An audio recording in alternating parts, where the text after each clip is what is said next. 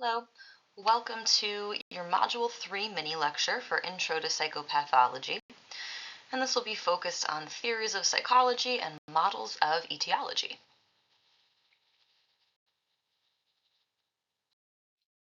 Let's begin with some terminology. These are two terms that you'll see in your reading, so I want to clarify the difference between them. Etiology is the determination of the cause of a disease or pathology. Epidemiology is the study of the spread of disease and related public health factors. You can remember the difference by the root word. Epidemiology sounds like epidemic, so that should make you think of the spread of disease. Now, our focus is on etiology, which studies causes and factors in the development of a disorder. Etiology asks, where do these disorders stem from, and how or why do they develop? Etiological theories of mental illness also inform treatment. If one wants to treat the root cause of a disorder, they must know what that root cause is. If one wants to treat symptoms, they must understand how those symptoms came to exist.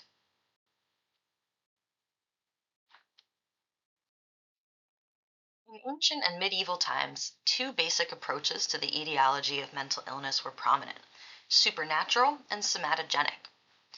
Now, keep in mind that in this time period, mental illness as we know it now wasn't a concept yet, but people suffered from what they called afflictions of the mind. Supernatural theories attributed these afflictions to possession by evil or demonic spirits, displeasure of the gods, eclipses, planetary gravitation, curses, and sin.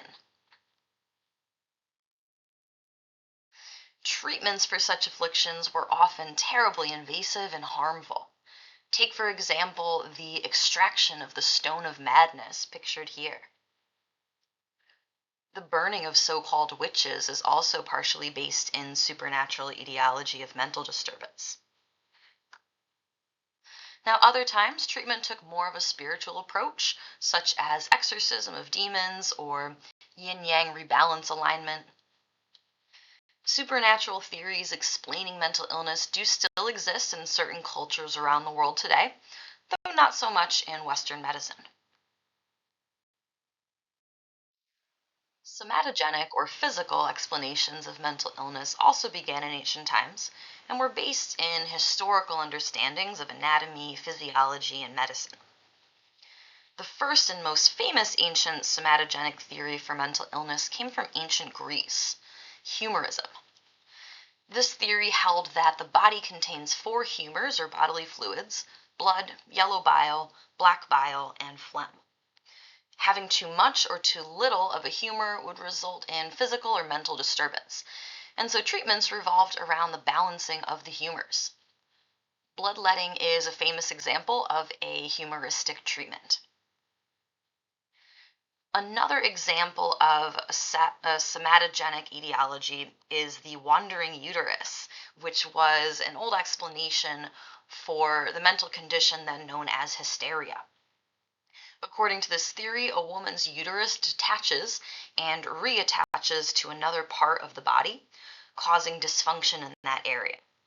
And ancient physicians tried to lure the uterus back to its correct location using pleasant odors.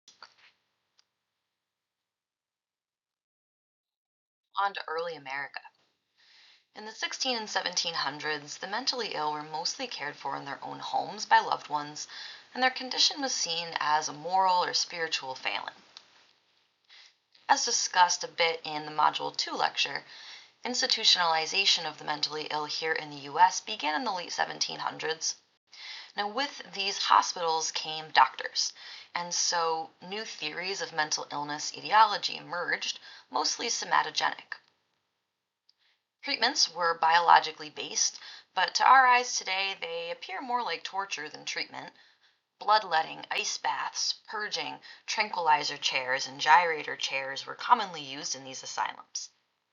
The tranquilizer chair that you see pictured here was based on the theory that mental disorders were caused by irritated blood vessels in the brain, and the chair was intended to restrain the person to allow their blood vessels to calm. The gyrator chair spun patients around in an attempt to increase blood flow. Now, in the 1800s came the idea of compassionate care, an empathetic, non judgmental approach to caring for the mentally ill that focused on improving their quality of life. But as asylums became overcrowded and underfunded, compassionate care fell to the wayside. In the 20th century, increased interest in psychology and psychiatry led to new studies and experiments. And as the field grew, so did many theories to explain human thoughts, emotions, and behaviors. The rest of this lecture will overview some key psychological theories and frameworks from the modern era and how they relate to psychopathology and the etiology of mental disorders. Since you have all taken Psych 101 prior to this course, these theories won't be brand new to you. Instead, this should be a quick review to help you synthesize your previous knowledge with what you'll learn in this module.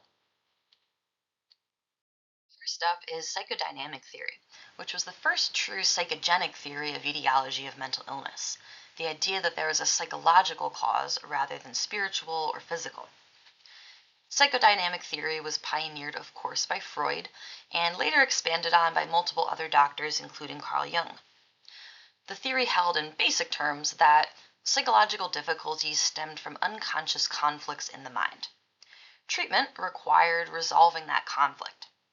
Methods included hypnosis and psychoanalysis, which was an early method of talk therapy that focused on past experiences and unconscious desires.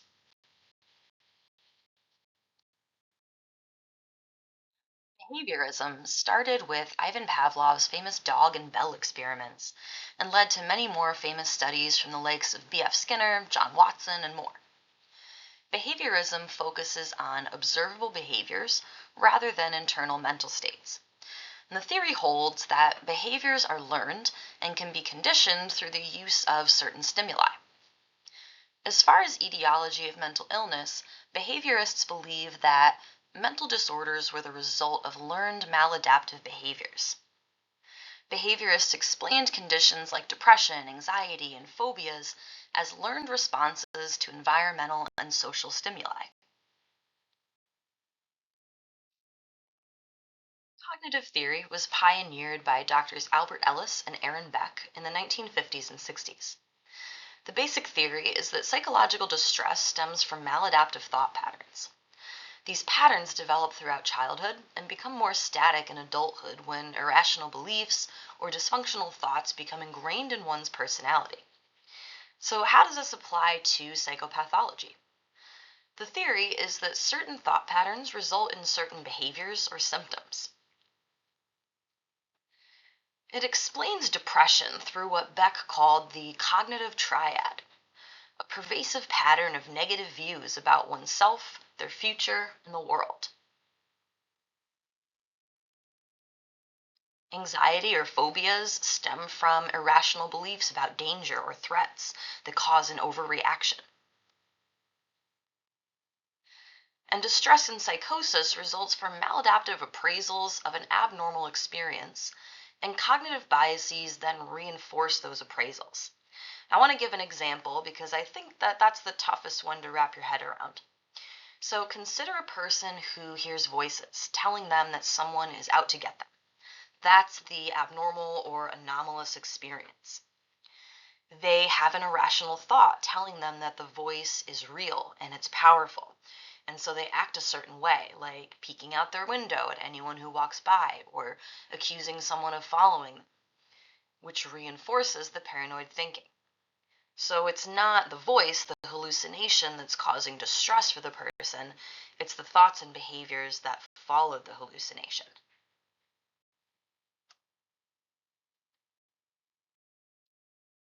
Finally, humanism. Carl Rogers and Abraham Maslow are the two most influential humanist theorists.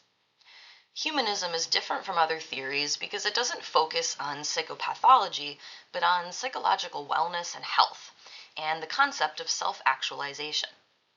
Self-actualization basically means meeting one's full potential, the highest level of personal growth. You'll recognize Maslow's hierarchy of needs from Psych 101. This organizes human needs into an ordered pyramid with the most basic needs towards the bottom and self-actualization at the top.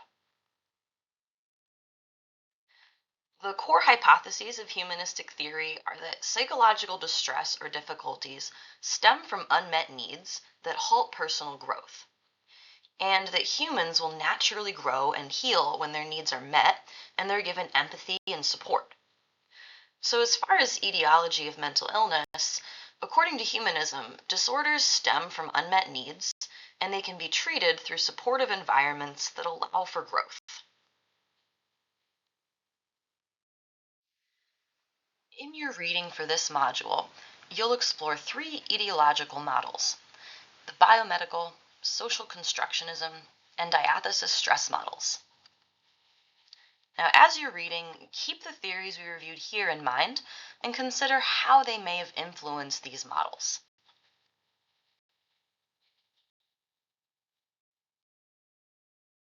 I'll leave you with this. The most widely recognized etiological model today is the biopsychosocial model, which recognizes that biological, psychological, and social factors all have roles in the development of most mental disorders. I love this quote from Dr. Richard McNally of Harvard's clinical psychology program. He said, "I think what's happening is not a battle between biological and non-biological approaches, but an increasingly nuanced and sophisticated appreciation for the multiple perspectives that can illuminate the etiology of these conditions." As you read and complete your discussion and reflection for this module, keep your mind open to multiple perspectives and nuance.